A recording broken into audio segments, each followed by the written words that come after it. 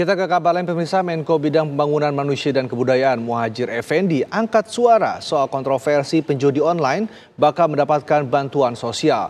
Muhadjir menegaskan korban judi online berbeda dengan pelaku atau bandar yang dijerat dengan pasal pidana. Bantuan sosial atau bansos dari pemerintah direspon oleh Menko Pembangunan Manusia dan Kebudayaan Muhadjir Effendi. Menko menyatakan terjadi kesalahpahaman soal istilah korban dan pelaku judi online. Menurut Muhadjir, pelaku judi online masuk ranah pidana. Jadi misleading itu, tidak begitu.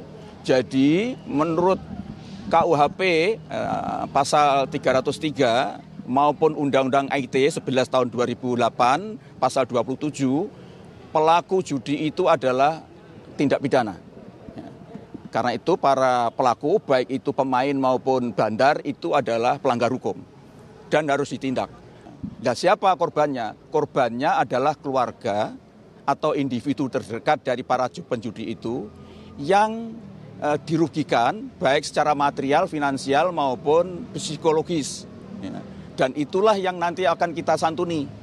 Kalau mereka itu yang kehilangan harta benda, kehilangan sumber kehidupan, ya, maupun kehilangan mengalami trauma psikologis, ya. Kalau mereka itu nanti berupa keluarga, ya, jadi keluarga sekali lagi ya, keluarga, dan keluarga itu jatuh miskin, ya, maka itulah yang nanti mendapatkan bantuan sosial.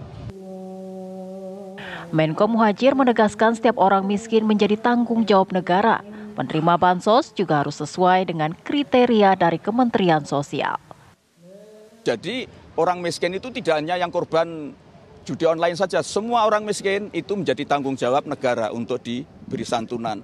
Dan itu kemudian akan diproses, ya, akan dicek juga standar kriterianya cocok enggak dengan kementerian yang ditetapkan oleh Kementerian Sosial. Kemudian ada verifikasi, kalau memang dipastikan bahwa dia memang telah jatuh miskin akibat judi online, ya dia akan dapat bansos. Jadi jangan bayangkan terus pemain judi kemudian miskin kemudian langsung dibagi-bagi bansos, bukan begitu. Ya, ini mohon dipahami betul. Ya. Muhadjir menyatakan nantinya korban judi online juga perlu direhabilitasi dengan peran Kementerian Sosial, Kementerian Kesehatan, serta Kementerian Pemberdayaan Perempuan dan Perlindungan Anak.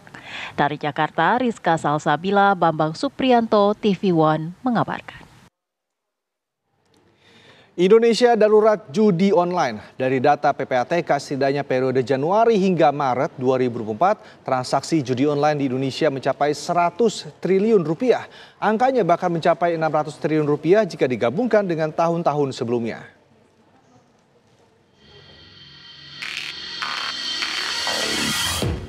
Judi online, bak candu. Bagi mereka yang terjerat, mereka kerap lupa diri hingga nekat menghalalkan segala cara untuk memenuhi nafsu. Aksi kriminalitas pun berani mereka lakukan demi mendapat uang untuk berjudi.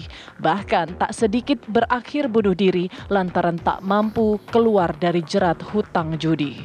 Kondisi yang semakin mencemaskan itu memunculkan wacana para pelaku judi online akan mendapatkan bantuan sosial alias bansos dari pemerintah.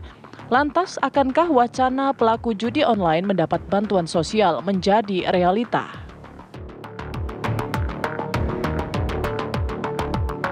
Maka persepsi publik itu sebagai kebijakan. Nah, karena itu baru merupakan wacana, kalau bahasa kerennya baru usulan gitu ya.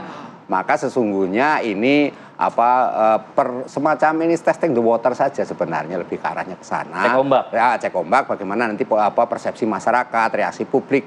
Yang kedua, saya melihat kalaupun itu mau dilaksanakan, tentu itu harus ada kebijakan regulasinya yang tepat. Karena persoalannya pemberian bansos kepada judi itu, atau istilahnya korban judi, itu saya anggap pendapat pribadi saya itu tidak solutif dan tidak efektif, dan itu bukan kebijakan yang tepat juga. Gitu. Apakah miskin itu didata berdasarkan sebab akibat atau karena kemiskinan itu sendiri? Kalau memang miskin secara rata tanpa ada melihat akibatnya, apakah akibat pinjol, apakah melihat judol atau akibat yang lain memang tidak punya pekerjaan, tentunya nggak perlu membicarakan soal penyebabnya. Maka siapapun yang miskin, undang-undang dasar kita adalah dipelihara dan diatasi oleh pemerintah, bahasa mudahnya seperti gitu. Tapi ketika di-mention atas nama judi, itu kan membuat kita tergerak ya. Kalau kami di aspek keagamaan, judi dengan pinjol dua hal yang berbeda. Sama-sama soal online atau nanti mengakibatkan kemiskinan. Ketika judi, itu ada orang yang kena penyakit. Sehingga dia kecanduan dan dia sadar sebenarnya ketika melakukan itu. Sementara kalau pinjol adalah orang yang meminjam karena terdesak. Di situ ada proses di mana membuat orang ya terperosok di dalam walaupun banyak online. yang pelaku judi akhirnya meminjam pinjol juga gitu ya. Pinjol juga, dan itu juga mengakibatkan pada kemiskinan. Dan kalau tidak ada banyak DTKS itu data terpadu kesejahteraan sosial, tidak ada penyebabnya, tapi siapapun yang miskin, mengapa di sini oleh pejabat Menko itu, artinya seorang Menko menyebut soal korbannya online seakan ada prioritas. Di sini menimbulkan polemik. Bagi kami secara keagamaan ini jelas adalah haram. Miskin kan bisa macam-macam. Situasi orang dan keadaan orang menjadi miskin bisa macam-macam. Ada yang karena misalnya ada musibah, ya, ada yang misalnya karena gaya hidup tidak bisa bertahan dengan status ekonomi yang sebelumnya agak baik, misalnya, macam-macam. Termasuk ya yang kemudian menjadi fenomena juga ini adalah banyak juga yang karena kepala keluarganya terpapar ya judi online. Nah ini kan orang-orang ini kan harus kita bicarakan, harus kita pikirkan nasibnya yang menjadi miskin. Nah, karena itu saya setuju kalau keluarganya apapun definisinya dalam konteks pidana, ya nomenklaturnya apa? Apakah korban langsung, korban tidak langsung? Yang jelas dia menderita, menjadi miskin, ya menjadi memenuhi syarat menerima bantuan sosial itu karena kepala keluarganya itu faktor utamanya adalah bermain judi online. Sampai Tim TV One mengabarkan.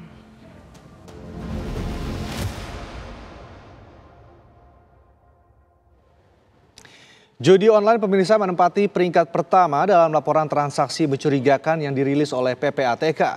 Dan berikut nilai transaksi mencurigakan terkait judi online. Nilai transaksi judi online ini terus meningkat setiap tahunnya. Dari yang tercatat 57 triliun rupiah pada tahun 2021 meningkat hingga 600 triliun pada semester pertama tahun 2024. Nilai transaksi mencurigakan judi online jauh lebih tinggi jika dibandingkan dengan transaksi mencurigakan kasus korupsi dan juga kasus penipuan.